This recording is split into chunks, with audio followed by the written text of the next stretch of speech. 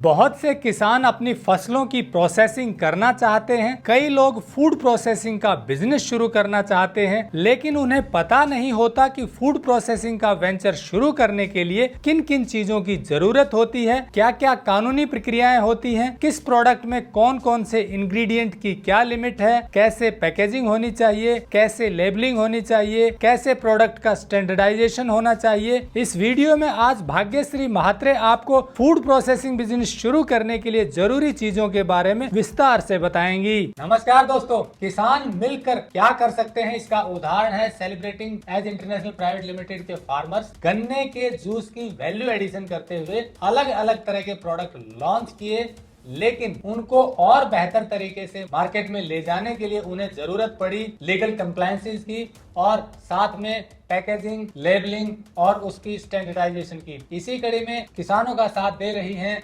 भाग्यश्री महात्रे जी। ये महाराष्ट्र में पूना की रहने वाली हैं। हम यहाँ शूट करने आए थे महाराष्ट्र में। इसी कड़ी में इनसे बात हुई। आप कंसल्टेंसी देती हैं, फूड प्रोडक्ट में कोई बिजनेस शुरू करना चाहते हैं, उनको फूड टेक्नोलॉजिस्ट हैं और सेलिब्रेटिंग फार्मर्स को इन्होंने फ्रॉम स्टार्ट टू एंड यानी कि कैसे शुरू करें, क्या पैकेजिंग होनी चाहिए, क्या स्टैंडर्डाइजेशन होना चाहिए, क्या लेबलिंग होनी चाहिए, उसी बारे में बता रही हैं। तो इनका एक्सपीरियंस आपके भी काम आएगा। पूरा वीडियो जरूर देखिए ताकि कोई एंटरप्रेन्योर या कोई किसान अपना छोटे से लेकर बड़ा कोई फूड प्रोसेसिंग का काम शुरू करना चाहता है तो उसके लिए क्या जरूरी है। तो चलिए शुरू करते हैं। टेक्निकल फार्मिंग चैनल को सब्सक्राइब करें और बेल आइकन भी दबाएं ताकि आगे आने वाले वीडियो की नोटिफिकेशन आपको मिलती रहे।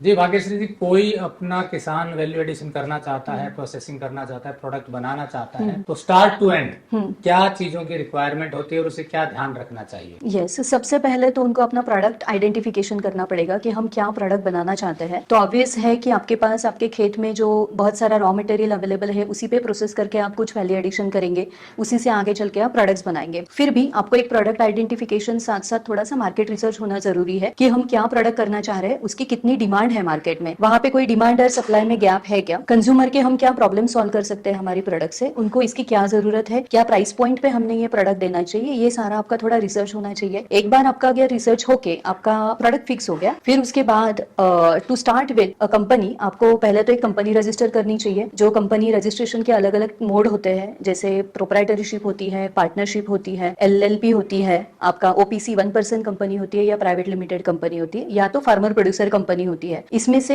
आपको जो अच्छा लगता है वो आप चुन सकते हैं। बट ये हमारा सुझाव रहेगा कि आप एक तो एलएलपी कंपनी करिए या प्राइवेट लिमिटेड करिए या 1% कंपनी करिए, बिकॉज आप प्रोप्राइटरशिप या पार्टनरशिप डीड में जाते हो तो आपको वेटेज नहीं मिलता। आगे चल के आपको अगर आपका बिजनेस एक्सपांड करना है, आपको पैन इंडिया में बेचना है या एक्सपोर्ट भी करना है, तो फिर आपकी कंपनी को वेटेज नहीं मिलेगा। तो शुरू से ही आप कंपनी का अच्छा एक कॉर्पोरेट स्ट्रक्चर लेके चलिए। आपकी कंपनी रजिस्टर होते होते साथ में इनके लिए आपको चाहिए होगा जो ग्राम पंचायत होते हैं उनका एनओसी चाहिए। अगर आप सिटी एरिया में हो या डिस्ट्रिक्ट लेवल पे हो तो आपको चाहिए होगा शॉप एक्ट लाइसेंस। इसके साथ साथ आपको चाहिए होगा एमएसएमई उद्योग आधार का रजिस्ट्रेशन। तो जो कंपनी सेक्रेटरी होते हैं जो आपको ये सारा काम करके देंगे कंपनी रजिस्ट्रेशन का, तो वही सारे ये प्रोसेस आपके कंप्लीट कर देंगे। आपको बस आपके डॉक्यूमेंट्स प्रोवाइड करने हैं। तो एक बार आपका कंपनी का रजिस्ट्रेशन वगैरह ये हो गया तो फिर आता है आपकी बात आती है मैन्युफैक्चरिंग यूनिट सेटअप पे। तो मैन्युफैक्चरिंग जो मुझे करना है जिस प्रोडक्ट का, तो उसके लिए कौन सी टेक्नोलॉजी सूटेबल है, मुझे प्रोडक्ट का शेल्फ लाइफ कितना देना है, फाइनल पैकेजिंग मेरा कैसे रहेगा मेरे प्रोडक्ट का, उस हिसाब से फिर आपके इक्विपमेंट्स का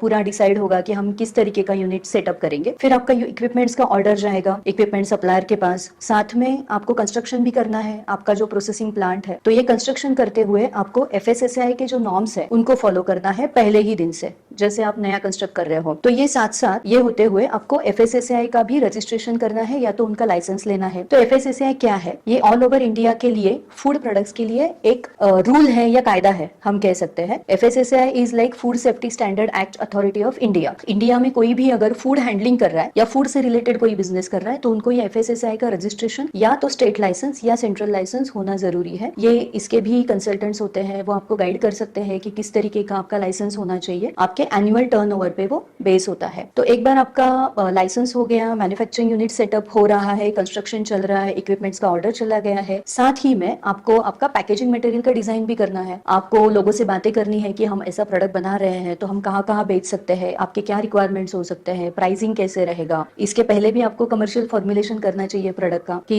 मेरा जो प्रोडक्ट है वो कैसे बनेगा, उसका स्टैंडर्डाइजेशन कैसे होगा, उसका प्राइस कैसे डिसाइड होगा, उसका शेल्फ लाइफ कैसे डिसाइड होगा। ये सारा आपका पैरेलल काम चलता रहेगा। पैकेजिंग मटेरियल का डिजाइन भी आपका होगा एंड साथ साथ में एक चीज जरूरी है कि आपका जब कंपनी रजिस्टर हो जाता है आपको किसी भी आपके नजदीकी बैंक में करंट अकाउंट खुलवाना है, वो आपके बिजनेस के लिए इंपॉर्टेंट है। तो ये हो गया आपका स्टेप बाय स्टेप। और जैसे ही आपके इक्विपमेंट्स रेडी हो जाते हैं, आपका प्लांट रेडी हो जाता है कंस्ट्रक्शन होके, वहां पे आपका मशीन का इंस्टॉलेशन होगा, फिर आपके ट्रायल्स होंगे। वो ट्रायल्स में थोड़े बहुत दिक्कतें आएंगी, पहले 2-4 बार आपको वो करना पड़ेगा, फिर धीरे धीरे आपका प्रोडक्ट सेट हो जाएगा और वो फिर मार्केट में जाने के लिए रेडी होगा। बिफोर आप मार्केट में भेजने से पहले आपको प्रोडक्ट के लैब टेस्ट कराने होंगे। तो ये लैब कौन सी होती है? ये फूड एंड वाटर टेस्ट करने के लिए अलग लैबोरेटरीज है। वहां पे NABL एक्रीडिएटेड लैब होना जरूरी है। NABL is national accreditation board of laboratories. जो गवर्नमेंट ऑफ इंडिया ने उनको ये एक्रीडिएशन दिया है, उनको ही ये हक दिया है कि वो किसी भी प्रोडक्ट का टेस्ट कर सके। तो हमें क्या क्या करना है? न्यूट्रिशनल स्टडी करना है, माइक्रोबायोलॉजिकल स्टडी करना है और शेल्फ लाइफ स्टडी करना है। शेल्फ लाइफ मीन्स ये मेरा प्रोडक्ट कितने दिन तक शेल्फ पे अच्छा रह सकता है। 15 दिन रहेगा,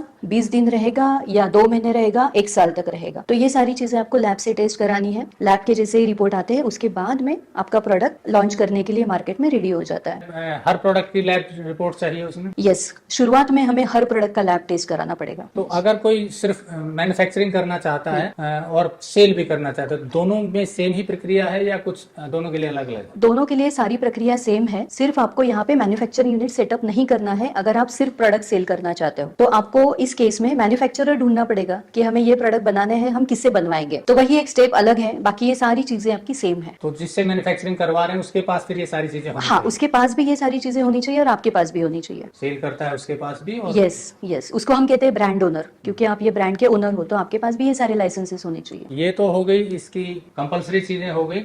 इसके अलावा भी छोटे से छोटा कोई स्ट्रीट का है, फूड का है, मान लीजिए अभी सेलिब्रेटिंग फार्मर गन्ना चुस्की और ये सब लेकर आ रहे हैं, तो इसके लिए भी सेम है या कुछ इस प्रोडक्ट में डिफरेंस आता है? नहीं, हमें भी FSSAI का लाइसेंस लगेगा। भले ही हम स्टेट लाइसेंस ले सकते हैं, बट हर कोई कंपनी या पर्सन जो भी फूड हैंडल कर रहे हैं, मतलब फूड के साथ में वो कुछ काम कर रहे हैं, खेत से निकलने के बाद आपका जो प्रोडक्ट आगे जाता है, जिसका सॉल्टिंग, ग्रेडिंग, क्लीनिंग और पैकेजिंग, या तो उससे कुछ अलग प्रोडक्ट्स आप बना रहे हो, इन सब के लिए FSSAI लाइसेंस या रजिस्ट्रेशन होना मैंडेटरी है। अब बात आती है कि ये रजिस्ट्रेशन जो है ये आगे और जो सब्सिडीज हैं या सपोर्ट है उनमें कितना काम आता है? यस, ऑफ कोर्स आपको ये सारी चीजें काम आती है। एक तो आपका कंपनी का लीगल स्टेटस क्या है, आपके पास MSME उद्योग आधार सर्टिफिकेट है या नहीं, आप GST पे करते हो कि नहीं गवर्नमेंट को, और आपके पास FSSAI लाइसेंस है कि नहीं। ये सारी चीजें आपकी देखी जाती है। अगर आप एक्सपेंशन के लिए लोन लेने के लिए जाते हैं अलग अलग स्कीम्स के थ्रू, तो ये सारी चीजें डेफिनेटली आपकी देखी जाती है। अच्छा, GST की आपने बात की, GST किन लोगों के लिए रिक्वायरमेंट होती है, किनको लेना चाहिए? यस, तो GST का ऐसे है कि अगर आपका एनुअल टर्नओवर 20 लाख रुपए क्रॉस कर जाता है, तब से लेके आपको GST पे करना शुरू हो जाता है। तो GST आप जो पे करते हो तो ऑब्वियसली आप सामने से लेते हो, क्लाइंट से आपको GST लेना है एंड फिर वो गवर्नमेंट को पे करना है उस हिसाब से। लेकिन रजिस्ट्रेशन जब होता है, बैंक अकाउंट होता है, तो GST मांगते हैं, क्या मैंडेटरी होता है शुरू में लेना जब टर्नओवर अगर कम हो तो भी? नहीं, टर्नओवर अगर कम हो तो मैंडेटरी नहीं है। 20 लाख आप जब क्रॉस कर जाते हो तब आपको मैंडेटरी है कि आपको GST सर्टिफिकेशन या रजिस्ट्रेशन होना चाहिए।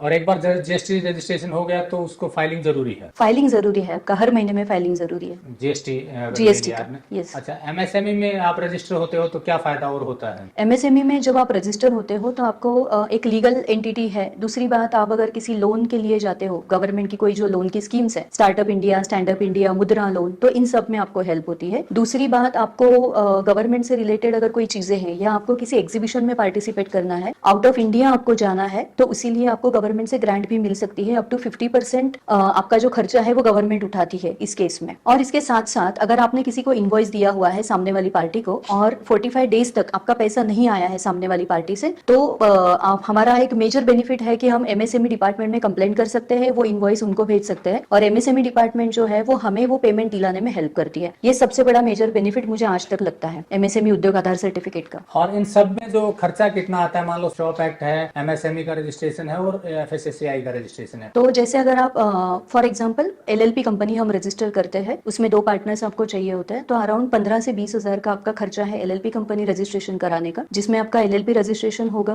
उसमें आपका एमएसएमई उद्योग आधार भी बन जाता है, शॉप एक्ट भी बन जाता है। जीएसटी रजिस्ट्रेशन के लिए आपको अलग से कुछ 7000 चार्जेस लगते हैं। एफएसएसएआई की अलग अलग ये है, जैसे अगर आपका टर्नओवर 12 लाख से नीचे है तो आप सिर्फ रजिस्ट्रेशन कर सकते हो। आपका टर्नओवर अगर 12 लाख से ऊपर जाता है और आप किसी एक स्टेट में सेल कर रहे हो प्रोडक्ट, तो आप स्टेट लाइसेंस ले सकते हो। एंड आप अगर पैन इंडिया सेल करना चाहते हो, आप एक्सपोर्ट करना चाहते हो, या आप अमेजॉन, फ्लिपकार्ट जैसी साइट से या आपकी खुद की वेबसाइट से आप सेल करना चाहते हो, तो आपको चाहिए होता है सेंट्रल लाइसेंस। तो अगर सिर्फ रजिस्ट्रेशन करना है तो उसका खर्चा आपको आता है अराउंड 1.5 से 2 हजार। आप वो ऑनलाइन खुद वेबसाइट पे जाके भी आप कर सकते हो, उसमें कोई बड़ी बात नहीं है। सेकंड आता है आपका स्टेट लाइसेंस। तो स्टेट लाइसेंस के लिए आपको अराउंड लगता है 10 से 15 हजार रुपए का खर्चा। सेंट्रल लाइसेंस के लिए आप जब जाते हो तो ये खर्चा थोड़ा सा बढ़ जाता है। ये जाता है, आपका गवर्नमेंट की फीस होती है 8,100 रुपए पर ईयर। तो हम लोग 3 साल के लिए करते हैं तो 24,300 वो हो गए, और उसके ऊपर थोड़ा सा और खर्चा मिला के 30,000 तक हमारा सेंट्रल लाइसेंस का खर्चा जाता है। तो ये खर्चे रजिस्ट्रेशन के हैं। यस।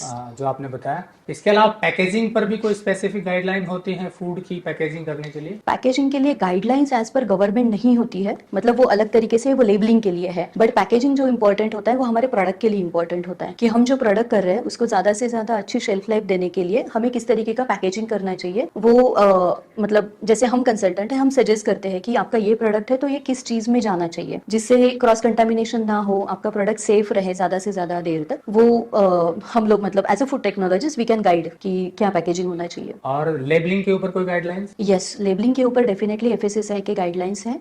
वहाँ पे बहुत सारी चीजें हैं। जनरली हम कहते हैं फ्रंट पैनल और बैक पैनल। जो आपकी फ्रंट साइड होती है उस पे क्या होना चाहिए, बैक साइड में आपके क्या क्या होना चाहिए, ये सारी चीजें हैं। जैसे बैक साइड में आपका इंग्रेडिएंट लिस्ट होना चाहिए, न्यूट्रिशनल कंपोजिशन होना चाहिए आपके प्रोडक्ट का, देन आपका manufactured and marketed by company, उनका एड्रेस, उनका एफएसएसआई लाइसेंस, उनका कस्टमर केयर नंबर, ये सारी चीजें होनी जरूरी है। उसके बाद अगर आप अमेजॉन वगैरह से कोई सेल्स करते हो या किसी सुपरमार्केट में आपको आपका प्रोडक्ट रखना है तो आपको बारकोड एंड क्यूआर कोड होना जरूरी है। तो ये सारी चीजें हैं जो एफएसएसआई ने बताई हुई है। उसका प्लेसिंग कैसे करना है, उसको लिखना कैसे, इसके भी कोई तरीके हैं, तो हम वो टाइम टू टाइम गाइड कर सकते हैं। उस तो ये सब चीजों का ध्यान रखेंगे तो सुविधाजनक होता है। ऑफ कोर्स यस, मतलब ये स्टार्टिंग से अगर आप करते हो तो ज्यादा अच्छा रहता है कि बार बार आपका रीवर्क बच जाता है। अब इसको अगर एग्जाम्पल के तौर पर लें तो सेलिब्रेटिंग फार्मर्स के जो किसान आपसे कंसल्ट करने आए तो उनके प्रोडक्ट जो हैं उन पे क्या सजेस्ट किया आपने? यस, तो सबसे पहले तो इन लोगों ने बहुत अच्छे प्रोडक्ट्स डेवलप किए हुए हैं। शुगर केन जूस, गन्ने के जूस के साथ में जो विदाउट एडिशन ऑफ शुगर अच्छे प्रोडक्ट्स बन रहे थे। हमने उनका पहला जो प्रोडक्ट देखा वो था शुगर केन टैमरिन चटनी, मतलब गन्ना प्लस अपना इमली का चटनी, जो जिसके एप्लीकेशन अलग अलग है। जो एज अ सॉस खा सकते हो आप, जैम की तरह भी उसको ले सकते हो, या थोड़ा डाइल्यूट करके पानी पूरी का जो पानी होता है उसके साथ भी यूज किया जा सकता है। मल्टी एप्लीकेशन उस प्रोडक्ट के है। प्रोडक्ट सच में बहुत अच्छा है, बट ऐसे हो रहा था कि उनके पास अच्छी रेसिपी थी बट उसको कमर्शियल लेवल पे लेके जाने के लिए कुछ चैलेंजेस आ रहे थे। जैसे कि प्रोडक्ट का एक स्टैंडर्ड होना जरूरी है कि आज प्रोडक्ट बना या 6 महीने बाद प्रोडक्ट बना तो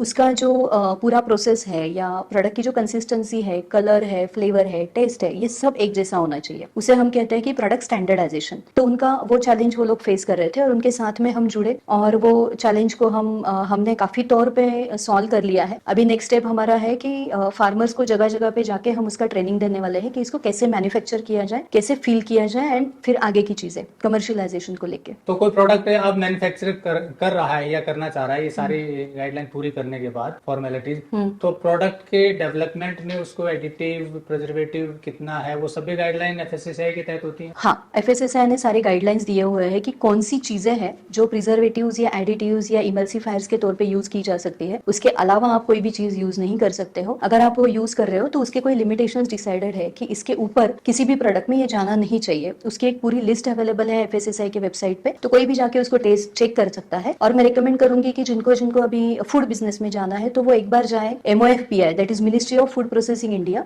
एंड एफएसएसआई, ये दोनों वेबसाइट का थोड़ा सा अभ्यास करें तो फिर आपको बहुत सारी चीजें वहां से सीखने को मिल सकती है। MOFI क्या है? Ministry of food processing India. इसी के अंदर एफएसएसआई आती है? Yes, ministry of food processing India. ये अलग से ये मिनिस्ट्री के डिपार्टमेंट है आपकी जो फूड इंडस्ट्री से रिलेटेड है। MOFPI आपको हेल्प करता है कि कौन से बिजनेस आप करनी चाहिए, उसका क्या सेगमेंट है। MOFPI के पास सारा डेटा है कि कितने बिजनेसेस चल रहे हैं यहाँ पे वगैरह वगैरह। तो वो मिनिस्ट्री की ये है एंड FSSAI कंप्लीट अलग एंटिटी है, बट सेंट्रल गवर्नमेंट की है दोनों। तो ministry of food processing of India है, वो वैसे किस में हेल्प कर रही है, या कोई प्रोसेसिंग को रेगुलेट करने में करती है? प्रोसेसिंग को रेगुलेट करने में, किसी को अगर फूड पार्क बनाने हैं, या जो फार्मर प्रोड्यूसर ऑर्गेनाइजेशन का जो स्ट्रक्चर आया हुआ है, तो वो MOFPI से आया हुआ है। वो सारी बेसिक गाइडलाइन वहां से निकलती है। जो आपकी स्कीम्स आती है फूड प्रोसेसिंग रिलेटेड, कि जैसे अभी एक ODOP करके एक स्कीम है, 1 डिस्ट्रिक्ट 1 प्रोडक्ट, तो वो कहाँ से आया, उसका जो स्टार्ट है वो MOFPI से गाइडलाइन आती है, उसके बाद में पूरे भारत में उसको इम्प्लीमेंट किया जाता है। तो उन दोनों को अगर भी अच्छी तरह से स्टडी करते हैं Yes, तो काफी कुछ उससे काफी कुछ हमें समझने को आ जाता है। तो दोस्तों, जैसा भाग्यश्री म्हात्रे जी ने बताया कि कोई भी किसान या कोई एंटरप्रेन्योर फूड प्रोसेसिंग में आना चाहता है तो उन्हें इन बातों का ध्यान रखना चाहिए, और ये सारी लीगल फॉर्मेलिटीज अगर करेंगे तो फिर बिजनेस को चलाने में आसानी होगी और अच्छे से आगे स्केल अप कर पाएंगे, क्योंकि हर स्तर पर इनकी जरूरत पड़ती है। चाहे आपको लोन लेना हो या और उसको एक्सटेंड करना हो, तो ये सब चीजें आप फॉलो करेंगे तो और बेहतर तरीके से काम कर पाएंगे। और अधिक जानकारी के लिए हमने नंबर दिया हुआ है, आप बात कर सकते हैं। जुड़े रहिए टेक्निकल फार्मिंग से। नमस्कार, जय हिंद।